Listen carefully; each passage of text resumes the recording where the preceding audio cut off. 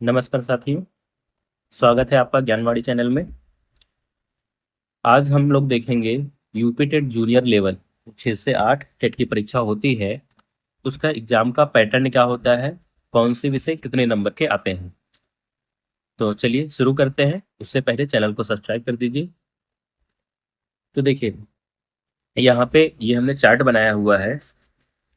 जो junior level की TET की परीक्षा होती है, उसमें अगर हम देखें तो मुख्यतः हमारे पास 4 पार्ट होते हैं और 5 विषय होते हैं। कितने? 4 विषय, 5 विषय और 4 पार्ट।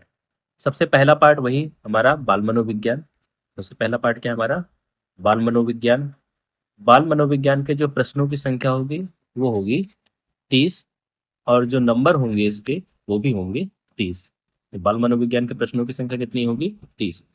दूसरा विषय जिसमें हम भाषा लेते हैं, उसमें भाषा जो हमारा पहला पार्ट होगा, उसमें से पहले पार्ट में हमारे पास क्या होगा? हिंदी। भाषा पहले में हमारे पास क्या होगा? हिंदी। प्रश्नों की संख्या कितनी होगी इसकी? 30। और ये भी कितने नंबर के होंगे? 30 नंबर में। ठीक है।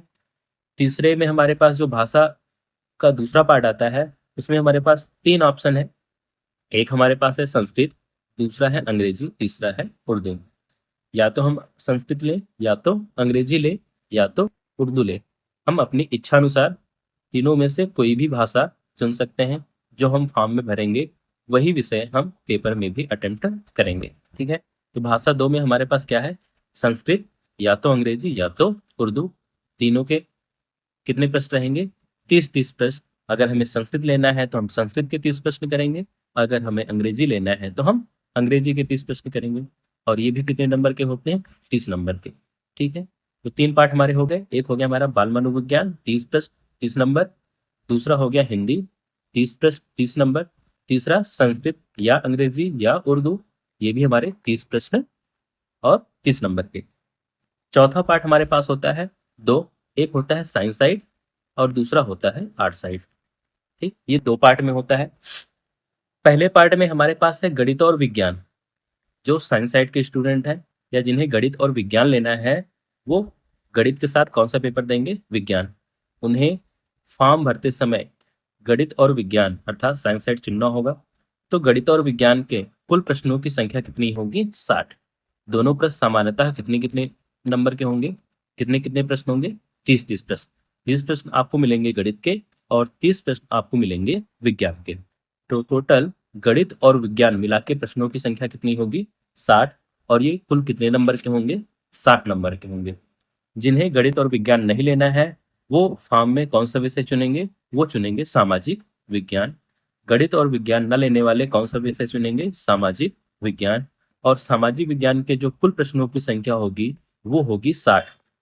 सामाजिक विज्ञान में कुल प्रश्नों की संख्या कितनी होगी? 60। और ये कुल कितने नंबर के होंगे? 60 नंबर। ठीक है। तो चौथे पार्ट में एक बार फिर समझ लें क्या है। हमारे पास 2 पार्ट हैं, या तो हम गणित और विज्ञान लें या हम सामाजिक विज्ञान लेंगे। जो साइंस साइड के स्टूडेंट होंगे वो गणित और विज्ञान ले लेंगे। ठीक। गणित और विज्ञान के कुल प्रश्नों की संख्या कितनी होगी? 60 होगी। अगर हम गणित और विज्ञान में इसको डिवाइड करें तो 30 प्रश्न हो जाएंगे गणित के और 30 प्रश्न हो जाएंगे विज्ञान के। और जो आर्ट साइड के स्टूडेंट होंगे या आर्ट साइड के जो भी हमारे साथी होंगे, वो कौन सा विषय चुनेंगे? सामाजिक विज्ञान। और सामाजिक विज्ञान में जो कुल प्रश्नों की संख्या होगी वो कितनी होगी? 60। और कितने नंबर के होंगे? 60 नंबर के। इस प्रकार अगर हम देखें तो जो हमारे पास कुल प्रश्नों की संख्या आ जाती है वो आ जाती है 150, 150। और कुल कितने नंबर के होंगे? 150 नंबर के। ठीक। यहाँ पे भी हमें समय वही मिलेगा, 2.5 घंटे का। यहाँ पे भी हमें समय कितने मिलेगा? 2.5 घंटे का समय मिलेगा, अर्थात 150 मिनट। जैसा कि हमने बताया था, 1 मिनट में आपको कितने प्रश्न करने हैं? एक प्रश्न। एक प्रश्न करने के लिए आपको 1 मिनट का समय मिलेगा। ठीक है। तो हमें 150 मिनट में 150 प्रश्न अटेम्प्ट करने हैं और कुल कितने नंबर के होंगे? 150 नंबर के। ठीक है। यहाँ तक ये भी सारे प्रश्न जो होंगे ये कैसे होंगे? बहुविकल्पी प्रश्न, अर्थात एक प्रश्न होगा, उसके 4 ऑप्शन होंगे। हमें चारों में से एक सही उत्तर को चुनना है। यहाँ पे ध्यान देंगे कि माइनस मार्किंग नहीं है, नेगेटिव मार्किंग नहीं है। इसलिए हम कोशिश करेंगे कि सारे के सारे प्रश्नों को हम अटेम्प्ट करें। तो कोई भी माइनस मार्किंग नहीं है, ना तो प्राइमरी लेवल में ना ही जूनियर लेवल में। कट ऑफ की बात करें तो वही होता है जो प्राइमरी लेवल में होता है। 90 नंबर जो है वो जनरल के लिए है और 82 नंबर हमारे ओबीसी, एससी और एसटी साथियों के लिए है। अगर आप जनरल कैटेगरी में हैं तो आपको टेट की परीक्षा पास करने के लिए 90 नंबर चाहिए, और अगर आप ओबीसी, एससी या एसटी कैटेगरी में हैं तो आपको टेट की परीक्षा पास करने के लिए चाहिए नंबर 82। ठीक है, तो उम्मीद है आपको परीक्षा का पैटर्न समझ में आ गया होगा। तो चलिए इसी के साथ हम वीडियो को ख़त्म करते हैं।